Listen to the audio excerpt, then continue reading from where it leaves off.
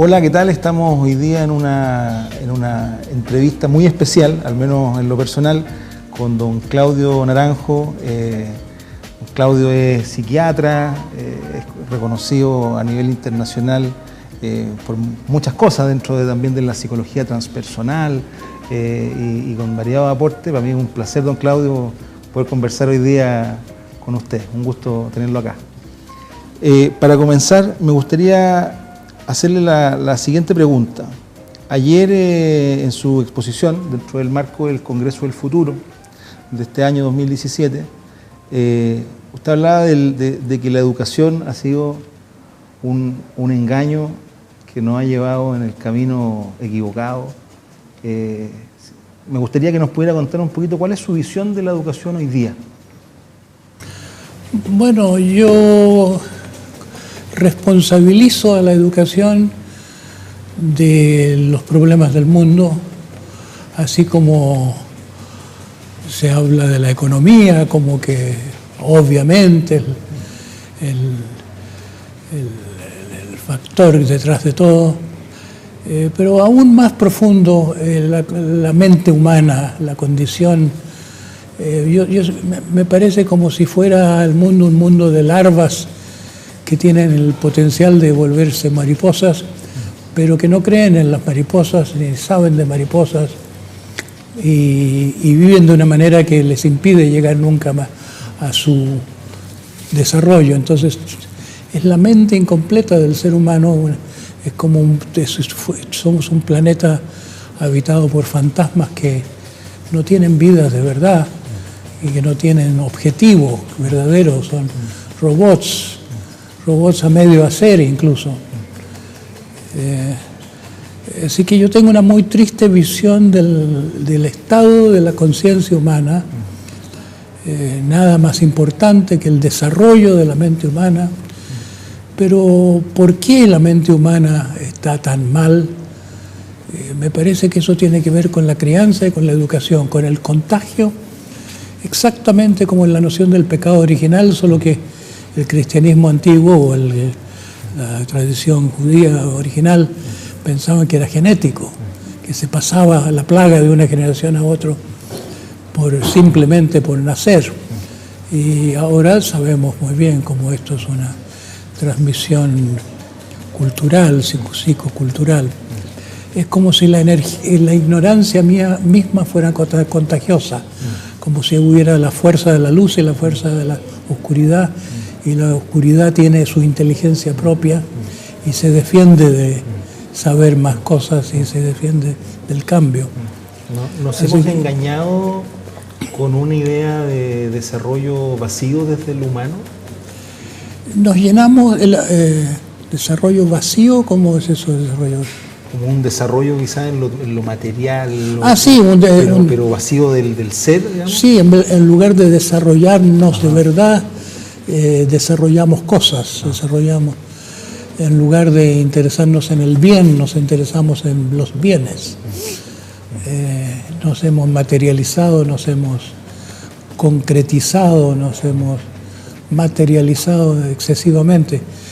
Es como si el vacío de nuestro propio ser, el vacío de no ser quien podríamos ser, ese vacío crea una especie de codicia que quiere llenarse con toda clase de cosas. En parte se llena con distracciones. Hay la industria de las distracciones, pero la educación es una gran distracción. Nos ofrece el conocimiento como si fuera la respuesta a todo. En esta era de la información, que la información la tenemos en el bolsillo, se nos quiere que dediquemos años a meternos cosas en la cabeza. ¿Para qué? Para distraernos de crecer o de mirarnos a nosotros mismos. Si en vez de tanto conocimiento del mundo externo cumpliéramos con ese consejo de Sócrates de conócete a ti mismo, ya estaríamos empezando a caminar hacia nuestro perfeccionamiento. Así que, ¿por qué no entra en la educación el desarrollo humano? ¿Por qué se nos llena la cabeza con tantas cosas y a presión? Porque está bien instruir, pero cuando a uno le quieren meter cosas en la cabeza, sin consultar si uno quiere saber eso o no. Es como adoctrinar, ¿no? Es como un lavado cerebral, claro. Entonces la educación es un gran lavado cerebral colectivo para crear una fuerte fuerza de trabajo obediente y robotizada para crear un gran rebaño. Y esto fue creado para acompañar el nacimiento de la necesidad de grandes fuerzas para la sociedad industrial, con el nacimiento del capitalismo industrial. Curiosamente o irónicamente, Adam Smith, que fue el que echó a andar el capitalismo, tenía una visión mucho más humanitaria. Él decía, se va a crear una clase industrial, va a haber masas de personas tan dedicadas a cosas tontas como a alimentar ¿cómo se llama? Una de esas bandas donde se van los productos, como cuando Charlie Chaplin tiene que... Un mecanismo, digamos, como casi la persona, ¿no? Sirviendo a un mecanismo. Claro. Veía venir esto. Smith decía, había que compensar esto humanitariamente creando una educación que les compense a los trabajadores ese embrutecimiento. Y se hizo todo lo contrario, se creó una educación para embrutecer, para engañar con la idea de que se está educando cuando es un mito que instruir sea educar. ¿Cómo podemos hoy día, de cierta manera, despertar o aprender a mirar adentro para poder conocernos y reconocernos en lo que somos? Yo creo que el maestro, el que guía, llámese profesor, tutor o coach o guía espiritual, tiene que de alguna manera entrar en contacto con la sed del otro de saber.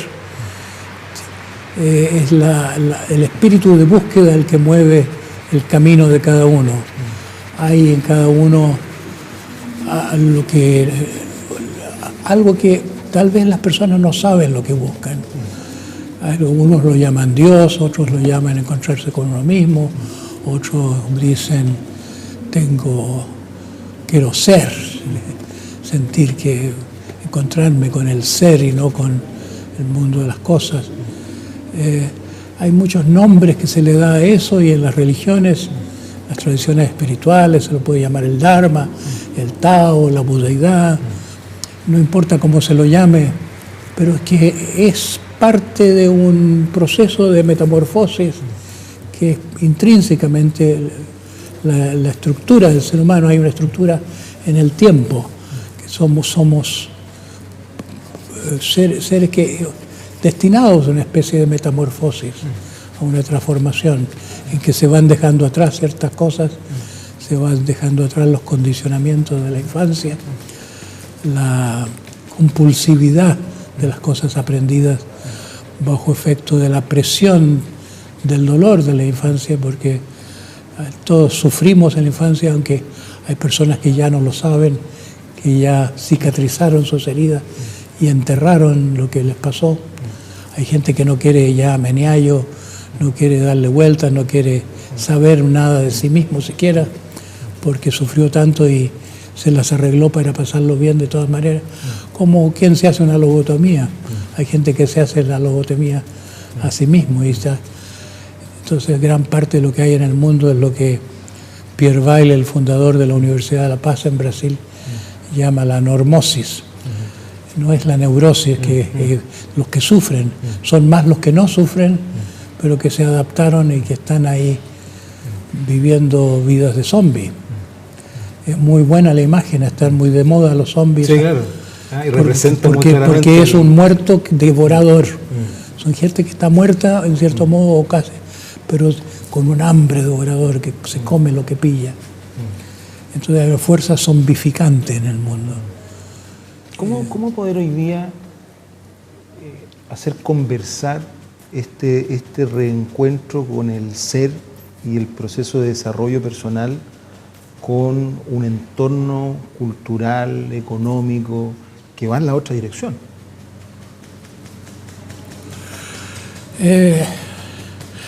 El gran problema del mundo, me parece a mí, es que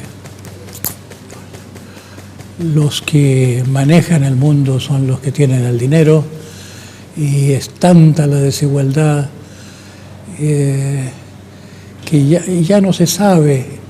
La primera persona que dio una conferencia en este congreso hablaba de los pozos oscuros, sí, de esos conglomerados financieros de los cuales no saben ni los gobiernos ni la finanza. Ni los bancos centrales. Ni los bancos, sí, sí. Esos son los que mandan invisiblemente sobre todas las cosas. Y yo creo que detrás de la educación deben estar esas fuerzas de lo que le conviene el dinero. El mundo por el momento apuesta a tener una democracia manipulada, a tener un mundo que se pueda vender como democracia. Aquí incluso los conferenciantes no lo dicen en palabras tan crudas como que es una falsa democracia, es una democracia retórica, porque como si fuera democrático el hecho de que cada X años se elige a un candidato, como si ese candidato tuviera, cuando llega a presidente, la libertad de hacer lo que quiere, como si no fuera una marioneta movida por poderes muchos intereses. Sí, sí. No sabemos de eso. No, entonces, cuando la presidenta dijo hace unos días, al fin de la cena de ayer, dijo que lo primero casi que dijo es que algo de la educación para todos. Ese énfasis para todos viene de la UNESCO, de una recomendación de la UNESCO. Antes la UNESCO, años atrás, recomendó que la educación no fuera para aprender, sino para aprender a aprender, y para aprender a convivir, y para aprender a ser. Y ahora se ha simplificado y la UNESCO está diciendo educación para todos, como si es tan popular la idea de democracia, que sirve no solo para vender democracia, sino para vender toda clase de cosas. Entonces todo el mundo queda, sí, una educación para todos. Está la gente entusiasmada con el slogan de la igualdad, y que es cierto que hay una inequidad monstruosa, pero la educación no es donde se va a resolver esta inequidad, no es educando para todos sin dar educación. Una instrucción para todos es una peste para todos, o es ¿cómo se llama? Un chupete para todos.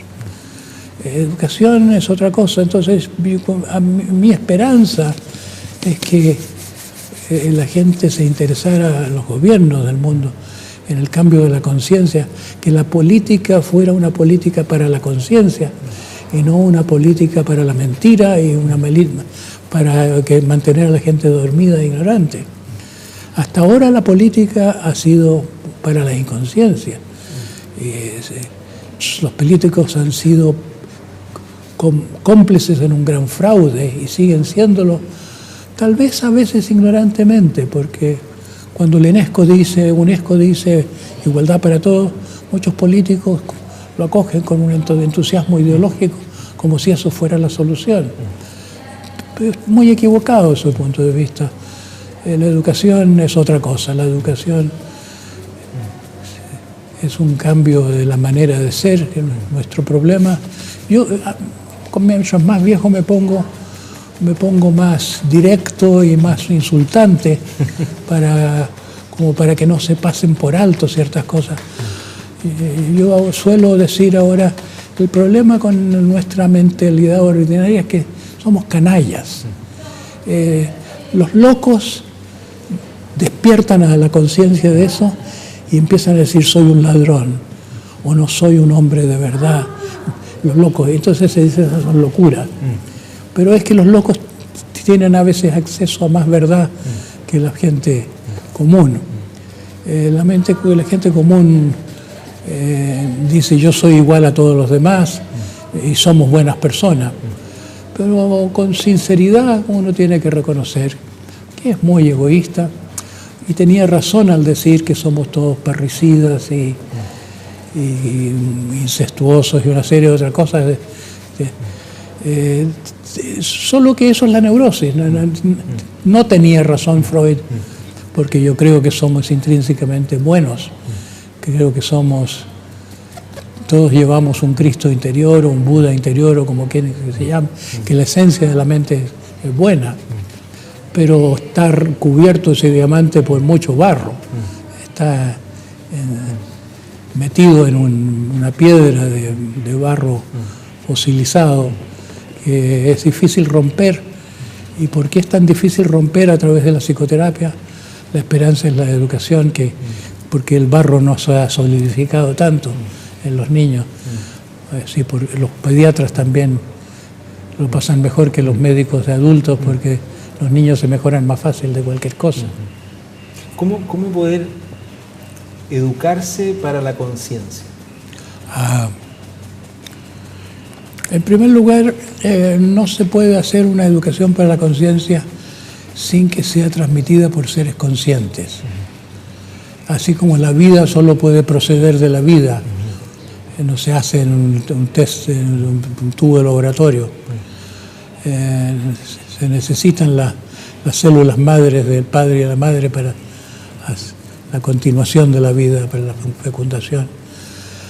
Es semejante con la conciencia. Se necesita seres conscientes, y que los educadores sean personas que sean realmente personas, no personas que aprendieron pedagogía, y que en el sentido de que se hace así, se hace así, y que tengan estrategias de enseñanza. Yo creo que el fondo de la educación debía ser algo que yo llamo las competencias existenciales. Últimamente veo en el Congreso, me doy cuenta que se está usando mucho la palabra destrezas. Destrezas existenciales, no sé si son destrezas, pero son capacidades. Destreza como más operativo, ¿no? Sí, sí. Más de instrucción. Sí, competencias está a medio camino, partió de ahí, pero se podría aplicar, se podría decir que el amor al prójimo es una competencia existencial, porque sin el amor no es que no funcionen las relaciones o la sociedad, sino que no funciona uno mismo. No puede uno ser feliz sin tener un corazón abierto, sin tener un sentido del otro. El amor a lo ideal, ya sea concebido como lo divino, o sea como una pasión por la justicia, o por la verdad, o por la belleza, todo eso está muy apagado del ser humano por reacción hacia el mismo mundo patriarcal, porque se quiso aprovechar tanto de los ideales para enganchar a la gente patrióticamente, para las guerras, o para usar las ideologías para lograr fines. La gente ya no tiene banderas, ya no cree en nada. Pero uno que no mira el cielo, uno que no sabe mirar hacia arriba, se empobrece mucho. ¿Nos olvidamos de amar hoy día? De amar tanto en el sentido compasivo de importarle a uno el otro, sino que en el sentido admirativo o apreciativo. Sin aprecio se muere todo, no hay vida intelectual, no hay vida estética, no hay vida moral. Hay que tener lo que siente seguramente el niño muy pequeño por el padre. Por la madre es la madre la que inspira el amor compasivo, que se aprende, como se ha probado con experimentos con los monos, que si uno no tiene buen maternaje no puede ofrecer maternaje, no da cuidado. Pero parece que el sentido de los valores viene de que el padre es la persona que la madre ama. Entonces la madre para el niño pequeño es la que mira al padre, y uno no sabe quién es el padre, pero uno percibe que el padre es el guía.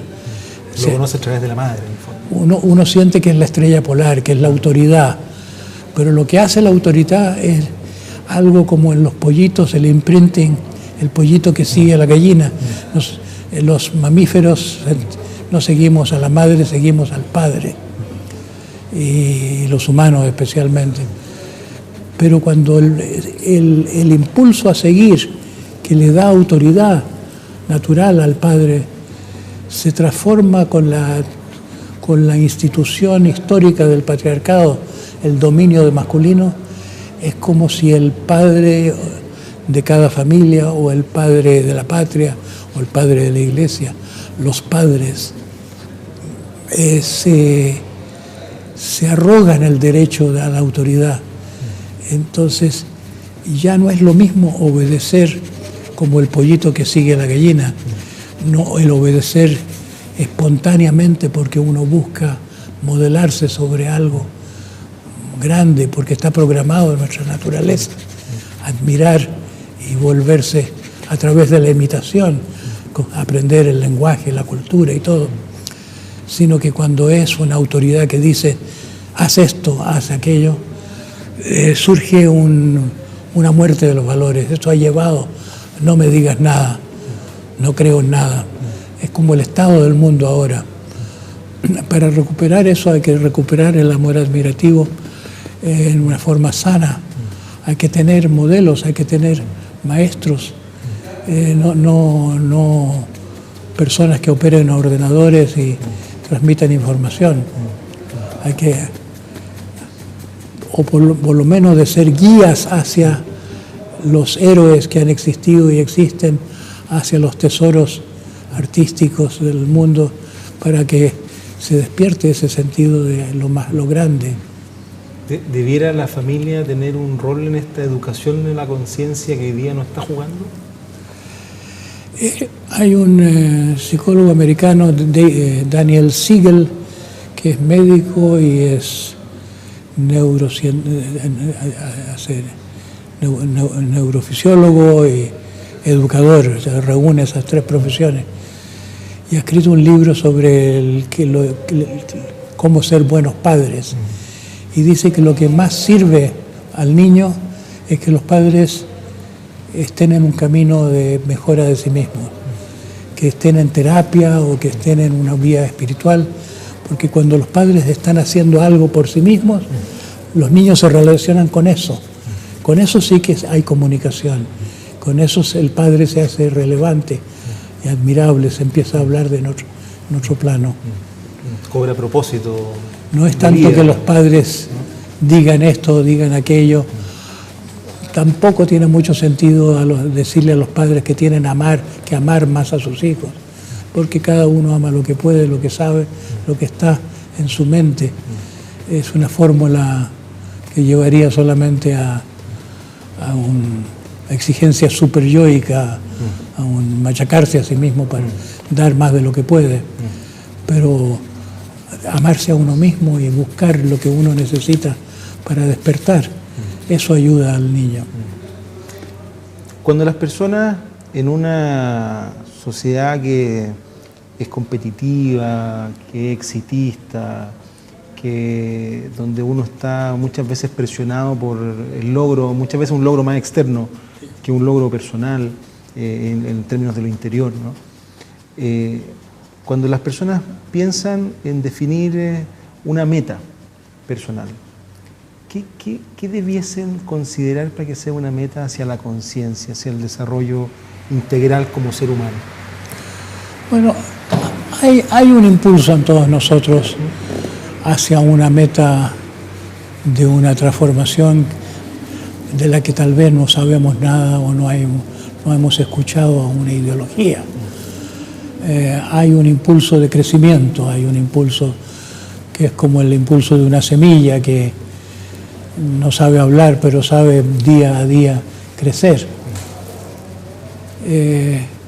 Lo que pasa es que las metas ficticias, las metas mundanas, están tan estimuladas por el mundo en que vivimos que habría que contrarrestar esta influencia del ambiente, así como el ambiente que rompe el entanglement cuántico que decía algún conferenciante.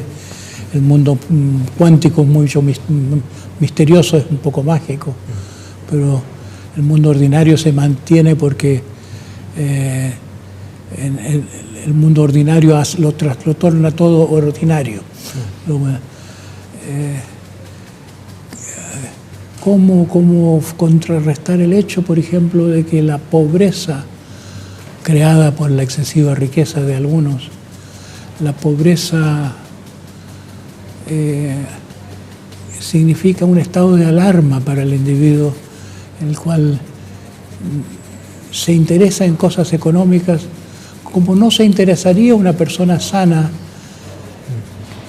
como no se interesaban los humanos cuando éramos cazadores y recolectores en la primera fase del desarrollo de la vida humana. La gente vivía en una escasez aceptada, se sabía ayunar cuando no se encontraba la casa, y si no, todo bien, pero se vivía en paz. Parece que hubiera sido la más igualitaria de las sociedades, la más antigua, antes de hacernos sedentarios incluso. Pero hoy, cuando para sobrevivir y para evitar la pesadilla de no tener que comer mañana, es como que el sistema económico nos está manteniendo en un estado anormal, en un estado de estrés crónico y de motivación equivocada. No puede progresar interiormente una persona que está remando desesperadamente por salvarse de un cataclismo. Así que no sé contestar esa pregunta. Es parte del desafío. Ahí no creo que puede el individuo siempre tener una opción. Ahí es donde la política debía ser una política para la conciencia. Y una política de la conciencia tendría que impedir que la pobreza, ese nivel de pobreza que vivimos, incluso los que no nos llamamos pobres, porque estamos demasiado ocupados en sobrevivir, porque la pobreza externa crea una pobreza interna. Hay falta de ocio, la gente no tiene tiempo de estar consigo misma, no tiene tiempo de no hacer nada. Es importantísimo en el régimen de la conciencia el no hacer, así como el sueño reparador de la noche, el periodo, así como se instituye en la tradición judeo-cristiana el Día del Señor. Hay que descansar, hay momentos. Hay que irse para adentro y no para el mundo. Un día que no le pertenezca al mundo. Ahora el llamado del mundo es demasiado urgente. Y es un crimen colectivo que se está haciendo, que parece que estuviera basado en el ansia de poder y de dinero de unos pocos. Es difícil de entender. Sería una investigación psicológica muy importante e interesante, pero ¿quién entra en las mentes de esos que están causando la pobreza de las multitudes con su acaparación? Para finalizar, don Claudio, si usted se proyecta al futuro, ¿cómo cree que esta historia va a desencadenarse? ¿Vamos a encontrar la manera de volver a nuestra conciencia, a una vida de paz, a un desarrollo mayor? ¿Esto va a ser por la buena, va a ser por la mala, como ha pasado en otros momentos de la historia? Yo creo que va a ser un poco como el diluvio universal, que se salvan unos pocos, que mueren muchos. Yo creo que muere una era, y al morir una era es como si se hundiera un barco, y se salvan los que se dejan el barco a tiempo y se van a los botes salvavidas. Y ahí seguirá el mundo en alguna isla, sin petróleo, sin industria, sin tanta cosa, tantas tecnologías, pero con más armonía. Depende de que podamos dar el salto a una mejor forma de vida, la conciencia que estamos acumulando ahora. Es como si está muriendo un mundo y está naciendo otro al mismo tiempo. Es como cuando sale un brote y caen lo que recubría ese broto.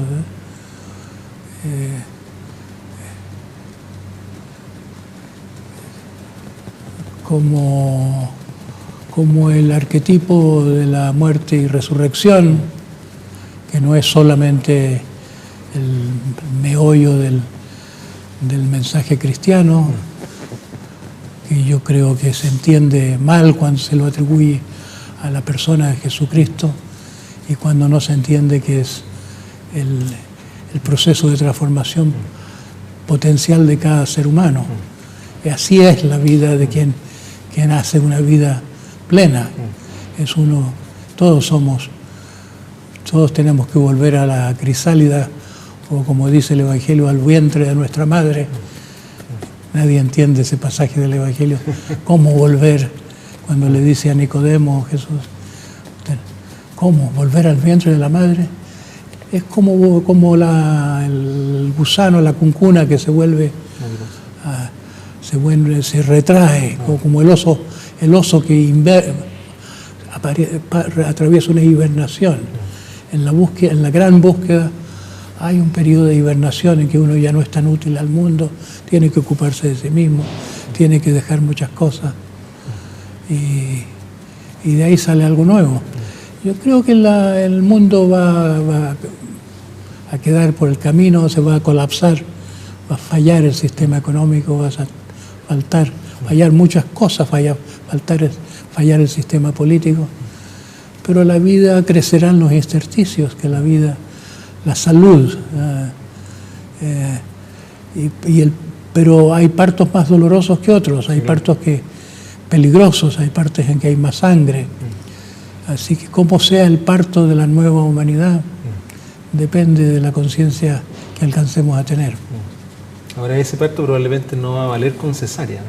Tiene que ser un parto que hay que vivirlo, que hay que... Yo creo que sí. Que hay que procesarlo. Don Claudio, le quiero dar las gracias por su tiempo, por estos minutos de conversación, por toda la visión, digamos, del mundo, de la educación, del volver a conectarnos, del poder volver a encontrar eso que nos hace sentido, propósito y nos permite seguir avanzando, no en lo material, porque en eso vamos a un tranco demasiado rápido de pronto, sino que volver a desarrollar aquello esencial del ser. Falta esa convicción de que la tecnología no lo es todo. Muchas gracias, don Claudio. Un placer haber tenido esta conversación con usted.